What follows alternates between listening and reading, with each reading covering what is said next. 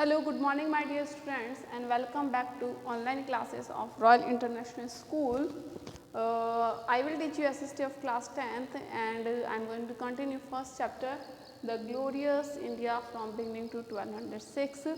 बहुत दिन हो गए हैं इस चैप्टर को चलते हुए और रीज़न ये है कि ये चैप्टर बहुत ही लंबा है और वीडियोस भी हमारे कंटिन्यू नहीं बन पा रहे हैं क्योंकि बीच बीच में मुझे दूसरे सब्जेक्ट्स की वीडियो भी बनाने होते हैं।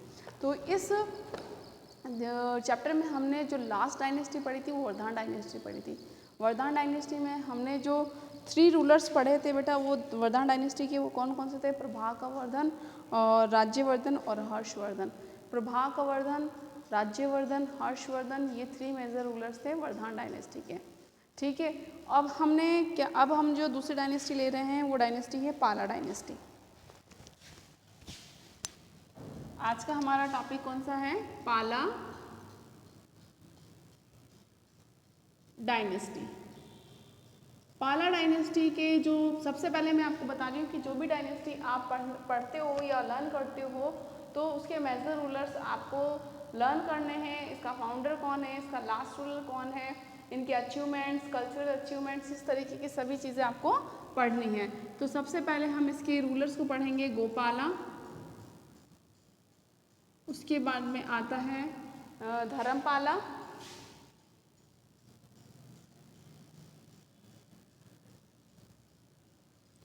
थर्ड देवपाला,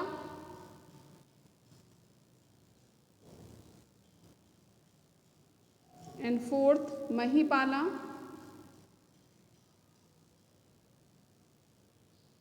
और फिफ्थ न्यायपाला। तो इस तरीके से इन 5th रूलर्स के बारे में हम पढ़ेंगे किसमें? पाला डायनेस्टी में। अब एक चीज़ और, जो पाला डायनेस्टी थी उन्होंने कहाँ पर रूल किया था? बंगाल में। तो ये जो डायनेस्टी थी ये कहाँ की थी? बंगाल की डायनेस्टी थी। फाउंडर कौन थे? गोपाला। तो हम लिखेंगे गोपाला फाउंडेड पाला डायनेस्टी इन बंगाल। कब इन्होंने फाउंड की थी? इन अराउंड 750 CE में। तो गोपाला के बारे में हमें इतना सा लिखना है, सिर्फ क्या लिखना है गोपाला के बारे में? ये तो यहीं पर लर्न हो गया।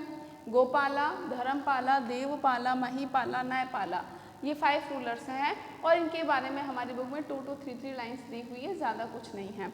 तो Gopala was the founder of Pala dynasty. He founded this dynasty in Bengal and इसका जो फाउंडेड पीरियड था माना जाता है 750 CE में।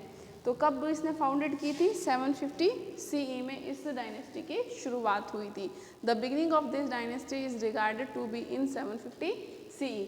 तो गोपाला कौन थे बेटा? पाला डायनेस्टी के फाउंडर थे। तो Gopala was the founder of Pala dynasty. He founded this dynasty in Bengal in 750 CE। After that हम लोग पढ़ने वाले हैं Dharmapala. Dharmapala was the most mighty and powerful ruler of this dynasty. इस डायनेस्टी का सबसे शक्तिशाली जो रूलर जो था वो कौन था? धर्मपाला ही था। अब धर्मपाला को देखो, ये तो बात यहाँ पर लर्न हो चुकी है। Dharmapala was the most powerful ruler of this dynasty और ये सेकेंड रूलर था इस डायनेस्टी का and he was the most powerful ruler of this dynasty. अब इसको पावरफुल रूलर क्या कहा गया है? He extended his kingdom up to Kannauj. इसने कन्नौज तक he extended his region या his kingdom up to Kannauj. यानी कि इसने अपना जो किंगडम है, अपना जो राज्य है वो कन्नौज तक फैला लिया था। गोपाला कौन थे बेटा? फाउंडर थे। कौन से? पाला डायनेस्टी के। पाला डायनेस्टी कब फाउंड की थी? 750 CE में इन बंगाल। ओके,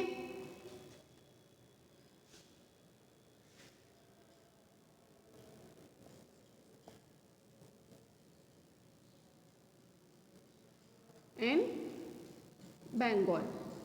तो जो पाला डायनेस्टी कहाँ के रूलर थे? इन्होंने कहाँ पर रूल किया था? बंगाल पर रूल किया था। इसका पुराना नाम क्या था? गौर था। Gopala was the founder of Pala dynasty. He founded this dynasty in 750 CE in Bengal. Dharampala was the most powerful ruler of this dynasty. He extended his kingdom up to Kannauj and he was engaged in the tripartite struggle, जो triangle struggle था। Triangle struggle का मतलब था ये था triangle. Triangle का मतलब होता है जिसमें 3 डायनेस्टी ने स्ट्रगल किया था। 3 डायनेस्टी कौन कौन सी थी बेटा? वो पाला, ओके, राष्ट्रकूटा,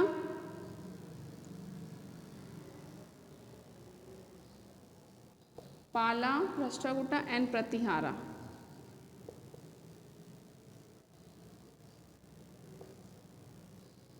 तो पालास, राष्ट्रकूटास एंड प्रतिहारास, इन तीनों के बीच में क्या हुए थे बेटा? तीनों के बीच में ट्रायंगल स्ट्रगल हुआ था। ट्रायंगल स्ट्रगल का मतलब है कि इन 3 डायनेस्टी के बीच में ट्रायंगल स्ट्रगल हुआ था। इन ट्रायंगल स्ट्रगल में यानी कि पाला डायनेस्टी भी इन्वॉल्व थी। पाला डायनेस्टी का कौन सा रूलर इन्वॉल्व था? धर्मपाला इन्वॉल्व था। अंडरस्टूड बेटा? तो ट्रायंगल स्ट्रगल किन किन के बीच में हुआ था?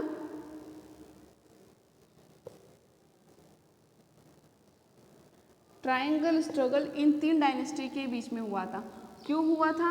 वो हुआ था कन्नौज को ऑक्यूपाई करने के लिए।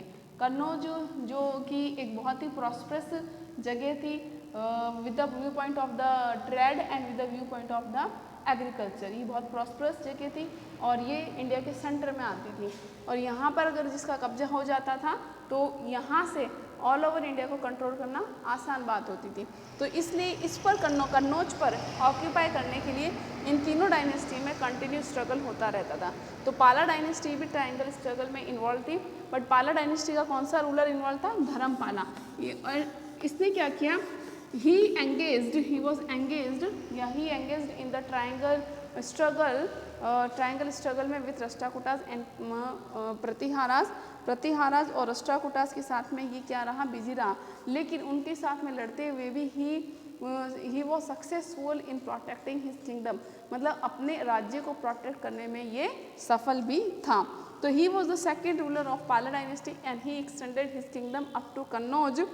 और even after getting engaged in a triangular struggle with the Pratiharas and Rashtrakutas, Pratiharas और राष्ट्रकूटास के साथ में बिजी होने के बावजूद भी ही प्रोटेक्टेड हिज किंगडम, अपने राज्य को इसने प्रोटेक्ट किया। अब हम बात करते हैं देवपाला की। देवपाला जो बेटे थे वो धर्मपाला के थे। ये सन एंड सक्सेसर किसके थे बेटा? ये धर्मपाला के, ऑफ धर्मपाला। अब इनके बारे में क्या खासियत है? He fought many battles and got victories. इन्होंने भी बहुत सारे युद्ध लड़े थे और इनको क्या मिली थी? विजय मिली थी। अब इन्होंने अपनी जो कैपिटल है उसको ट्रांसफॉर्म कर ली थी पाटलिपुत्र टू बंगाल, यानी कि पहले इनकी जो कैपिटल थी वो कौन सी थी? पाटलिपुत्र थी। तो इन्होंने पाटलिपुत्र से अपनी कैपिटल को बंगाल में शिफ्ट कर ली थी। तो बंगाल में शिफ्ट करने वाले कौन से पाला रूलर थे? Who shifted his capital from Pataliputra to Bengal? Devapala. कौन सा? पाला डायनेस्टी का रूलर था जिसने पाटलिपुत्र से अपनी कैपिटल बंगाल शिफ्ट की थी? देवपाला। एक और चीज़ ये है कि जो सुमात्रा जो कि इंडिया के पास में एक आइलैंड है, इंडिया के पास में था। तो सुमात्रा, जावा, इस तरीके के हमने जो जम्बूद्वीप पढ़े हैं उनमें से सुमात्रा एक है। सुमात्रा के किंग ने एक एम्बेसडर भेजा था। सुमात्रा के किंग का जो थे वो कौन से थे? बालपुत्र देवा।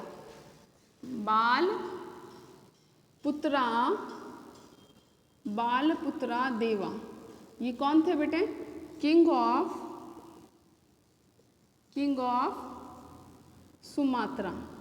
सुमात्रा के ये राजा थे और इन्होंने अपना एक एम्बेसडर भेजा था, had attended his royal court. तो इनके एम्बेसडर ने देवपाला का कोर्ट को अटेंड किया था। महिपाला 9th नंबर के किंग थे और नयपाला 10th नंबर के किंग थे। यानी कि इनके बाद के जो रूलर्स हैं उनकी ज़्यादा इम्पोर्टेंस नहीं थी, इसीलिए उनको हमारे चैप्टर में इंक्लूड नहीं किया गया है। रूलर्स तो थे लेकिन वो इंपॉर्टेंट रूलर्स नहीं थे। हम तो मेजर रूलर्स की बात कर रहे हैं ना, हर डायनेस्टी के मेजर रूलर्स की बात कर रहे हैं। तो हमने यहाँ तक अभी तक 3 रूलर्स को डिस्कस किया है। Gopala, founder of Pala dynasty, in 750 CE इन बंगाल। धर्मपाला सबसे पावरफुल रूलर थे पाला डायनेस्टी के, और इन्होंने कन्नौज तक अपना किंगडम एक्सटेंड किया and even getting engaged in the triangle struggle with the Pratiharas and the Rashtrakutas, he was success to protect his kingdom. Devapala was the son and successor of Dharampala and he shifted his capital from Patliputra और he fought many battles and got victories. इसने बहुत सारे युद्ध भी लड़े और इसको काफ़ी विजय भी मिली। और दूसरी बात, he shifted his capital from Patliputra to Bengal and an ambassador of Balaputra Deva who was the king of Sumatra, एक एम्बेसडर थे बालपुत्र देवा के जो कि सुमात्रा के राजा थे, उन्होंने इनके रॉयल कोर्ट को अटेंड किया था। महिपाला वो थे जो 9th नंबर के रूलर थे। तो he was the 9th king of this dynasty. During his reign the Chola king Rajendra first. Chola dynasty में हमने चोला किंग राजेंद्र फर्स्ट पढ़ा था। राजेंद्र फर्स्ट पहले राजा पढ़ा, फिर राजेंद्र फर्स्ट पढ़ा, फिर राजाधिराजा पढ़ा। तो जो राजेंद्र फर्स्ट था उसको गंगाईकोंडा का जो टाइटल मिला था, मैंने पूछा भी था कि किसको मिला और क्यों मिला, तो गंगाईकोंडा को जो टाइटल मिला था राजेंद्र फर्स्ट को, तो इसके टाइम पर, इस महिपाला के टाइम पर इसने ऑक्यूपाई कर लिया था रिवर गंगा। इसके टाइम पर उसने रिवर गंगा तक ऑक्यूपाई कर लिया था। और by the mid century of 12th, कि जब 12th सेंचुरी का मिड पार्ट आया था, तब से जो इसके ड्यूरिंग इस टाइम के दौरान ही जो पाला डायनेस्टी है बिकम वीकेंड, वो क्या होने लग गई थी, कमज़ोर होने लग गई थी। अच्छा, इसका क्यों डिस्क्राइब आया, इसका नाम इसलिए आया क्योंकि इसके टाइम पर, इसके रूलिंग पीरियड के टाइम पर चोला डायनेस्टी का क्या नाम उसका, राजेंद्र फर्स्ट, उसने अपना रीजन एक्सटेंड कर लिया था अप टू गंगा। तो he was the 9th king of this dynasty. During his reign the Chola king Rajendra first, जिसको क्या मिला था, गंगाईकोंडा का टाइटल मिला था, occupied region up to river Ganga in around 1023 CE, यानी कि 11th सेंचुरी का मिड टाइम है। And by the middle of the 12th century the Pala dynasty weakened, और वो कमज़ोर होने लग गई थी। Nayapala, he was the 10th ruler of this dynasty and, और इसके टाइम पर एक बुद्धिस्ट मॉन्क हुए थे जिसका नाम क्या था, उनका नाम था अतिशा वॉज प्रेजेंट। तो during his rain a famous monk Atisha कौन थे बेटा,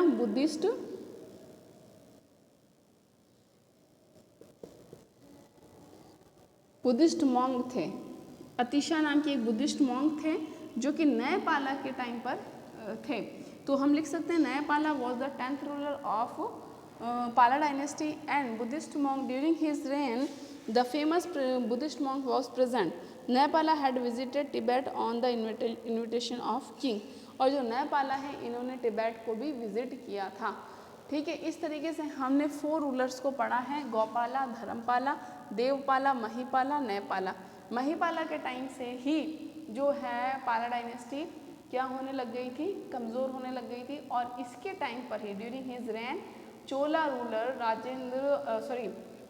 Rajendra first occupied region up to Ganga, यानी कि गंगा तक के रीजन पर उसने कब्जा कर लिया था। कब तक किया था, in the mid of 1023।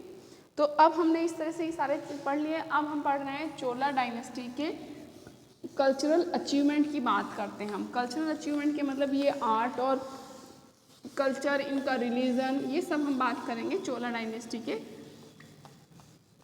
Culture की।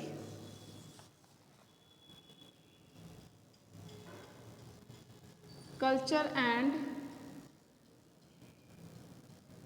सोसाइटी ऑफ पाला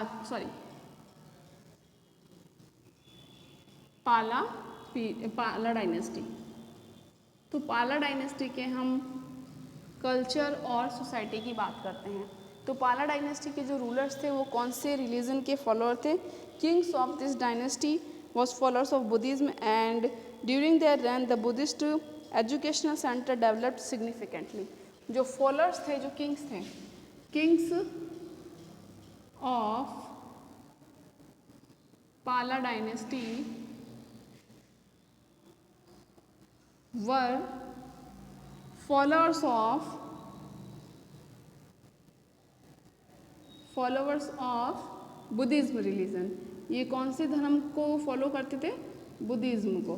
बुद्धिज्म के फॉलोअर थे। And many centres of Buddhism, और बहुत सारे बुद्धिस्ट एजुकेशनल सेंटर्स को भी बनाया गया इनके टाइम पर। और कौन कौन से टेम्पल बने? The very famous temple Mahavihara, एक बहुत ही बड़ा फेमस टेम्पल है जिसका नाम क्या है? Mahaviharas of Nalanda and Vikramashila got protection from them. कि इन्होंने बड़ा फेमस, सॉरी टेम्पल नहीं है, महाविहार, विहार समझते हो? विहार यानी जिसमें कि बुद्धिस्ट मॉन्क वगैरह रहते थे। तो the famous mahavihara of Nalanda and Vikramashila got protection from them. इन राजाओं ने, इन किंग्स ने, यानी कि सॉरी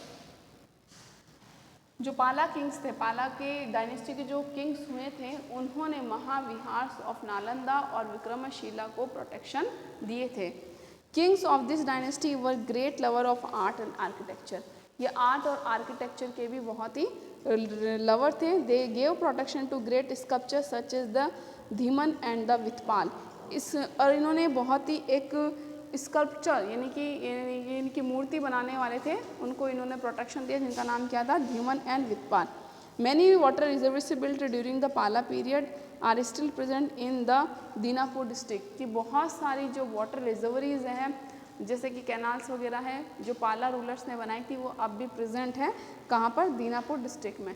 तो हमने क्या पढ़ा कल्चरल में कि ये जो फॉलोअर्स थे ये बुद्धिज्म के थे, और बहुत सारे बुद्धिस्ट एजुकेशनल सेंटर्स भी इनके पीरियड के टाइम पर बनाए गए। They also provide protection to mahaviharas of Vikramashila and Nalanda. Nalanda और विक्रमशिला जिस तरह की यूनिवर्सिटी थी, इनमें जो महाविहार्स होते थे जिसमें मॉन्क वगैरह रहते थे, उनको इन्होंने प्रोटेक्शन भी दिया। और ये आर्ट और कला और आर्किटेक्चर के भी पैटर्न रहे हैं। तो इस तरीके से हमने पाला डायनेस्टी कंप्लीट कर ली है, मेजर रूलर्स और उनकी अचीवमेंट। अब जो नेक्स्ट डायनेस्टी है वो है राष्ट्रकूटा डायनेस्टी। उसके बाद में है राष्ट्रकूटा, उसके बाद में है Pallava dynasty, Gujjara Pratihara dynasty, Satavahana dynasty last में पढ़ेंगे। तो इस तरीके से 4-5 डायनेस्टी और बच रही हैं। तो राष्ट्रकूटा डायनेस्टी हम लोग स्टार्ट कर देते हैं। राष्ट्रकूटा डायनेस्टी समझ में आ रहा है? पाला डायनेस्टी में हमने क्या पढ़ा? पाला डायनेस्टी में हमने पढ़े थे 5 रूलर्स। फटाफट बोलो कौन कौन से रूलर्स थे? फर्स्ट गोपाला, धर्मपाला, देवपाला, महिपाला, न्यायपाला। गोपाला फाउंडर थे, धर्मपाला सबसे पावरफुल और माइटी रूलर थे। पावरफुल माइटी रूलर क्यों कहा है? क्योंकि इन्होंने कन्नौज तक अपना किंगडम एक्सटेंड कर लिया था, और ट्रायंगल स्ट्रगल में एंगेज होने के बावजूद में भी इन्होंने अपने किंगडम को खोने नहीं दिया, उसको प्रोटेक्ट किया। उसके बाद देवपाला हमने पढ़ा, ये जो सन और सक्सेसर थे धर्मपाला के, और इन्होंने भी बहुत सारे बैटल फॉट किए एंड गॉट विक्ट्रीज। और जो किंग थे सुमात्रा के, उनके एक एम्बेसडर ने भी इनके कोर्ट को अटेंड किया था। उसके बाद में हमने ये पढ़ा महिपाला को। महिपाला जो थे 9th रूलर थे, और during his reign Chola ruler Rajendra first occupied region up to Ganga. इनके रूलर टाइम के मतलब ये कमज़ोर हो रहे थे ना, ज़्यादा माइटी नहीं थे, तभी तो वो अप टू गंगा तक पहुंच चुके थे, गंगा रीजन तक पहुंच चुके थे। कौन? Chola ruler Rajendra first. और by the mid 12th century जो पाला डायनेस्टी बिकेम वीकेंड होने लगी थी। नए पाला 10th रूलर थे, और इनके टाइम पर अतिशांक जो कि बड़े ही फेमस बुद्धिस्ट मॉन्क थे वो प्रेजेंट थे। और हमने ये भी पढ़ा कि जो पाला रूलर्स थे वो बुद्धिज्म के फॉलोअर थे। Rashtrakuta there were 14 kings born in this dynasty. अब हम बात करते हैं राष्ट्रकूटास के बारे में, ठीक है? कौन सी डायनेस्टी है? राष्ट्रकूटा।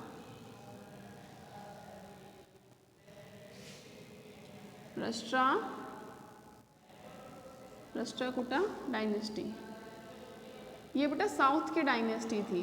ये कहाँ की डायनेस्टी थी? साउथ की। और ट्रायंगल स्ट्रगल में कौन कौन सी डायनेस्टीज इन्वॉल्व थी? पाला, राष्ट्रकूटास एंड प्रतिहारास, ठीक है? तो दंती दुर्गा की हम बात कर रहे हैं। सबसे पहले हम बात करते हैं दंती दुर्गा की। दंती दुर्गा अभी दंती दुर्गा कौन थे? Dantidurga he was the founder of this dynasty. Rashtrakutas dynasty के जो फाउंडर थे वो दंती दुर्गा थे। Founded this dynasty in 736 CE। Pala dynasty कब फाउंड हुई थी? 750 CE में। He made Nashik as his capital, और इन्होंने कैपिटल किसको बनाया? नासिक। Nashik was capital. नासिक क्या थी? कैपिटल थी, उसको इन्होंने बनाया था। Dantidurga was a lord under the Chalukyas of Vatapi. ये क्या थे? 14 kings were born in this dynasty. Dantidurga was a lord under the Chalukyas of Vatapi, यानी कि वतापी के जो चालुक्यास थे उनके अंडर में ये काम करते थे। He eliminated the ruler of Chalukyas in south. और दंती दुर्गा ने क्या किया? पहले ये किसके अंडर में थे?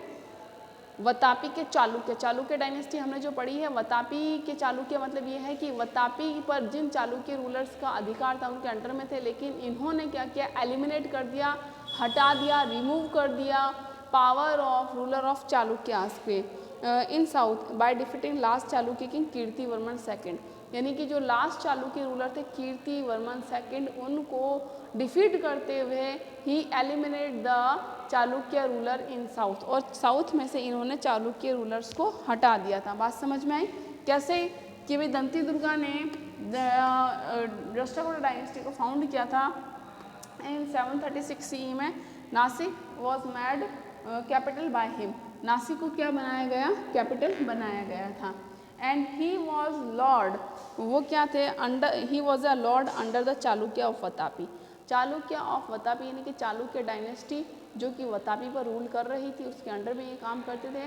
But he eliminate last ruler of Chalukya named Vikrama Kirtivarman. Kirtivarman second को इन्होंने एलिमिनेट कर दिया, उनको हरा दिया एंड फाउंडेड दिस डायनेस्टी। अब हम बात करते हैं कृष्णा फर्स्ट की। कृष्णा फर्स्ट, ये कृष्णा फर्स्ट कौन थे?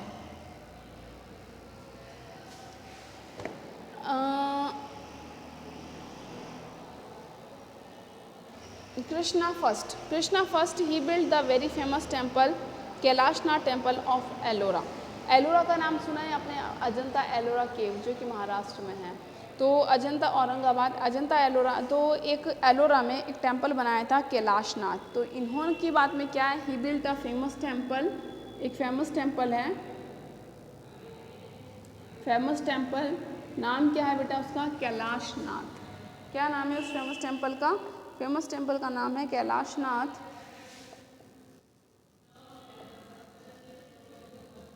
Kailashnath of Ellora, of Ellora. तो ये भी एक 1 मार्क का क्वेश्चन बन सकता है। Who built Kailashnath temple of Ellora, कि एलोरा का जो कैलाशनाथ का टेम्पल है वो किसने बनाया था? राष्ट्रकूटा डायनेस्टी के रूलर थे कृष्णा फर्स्ट ने। तो इस तरीके से हर रूलर की छोटी छोटी जो बातें हैं वो 1 मार्क का क्वेश्चन बन के आ सकती हैं। और इस चैप्टर, ये जो चैप्टर है हमारा 5 मार्क्स का है। एक तो शॉर्ट, वेरी शॉर्ट क्वेश्चन आएगा 1 मार्क का, एक लॉन्ग क्वेश्चन आएगा 4 मार्क का इन आर बोर्ड एग्जामिनेशन।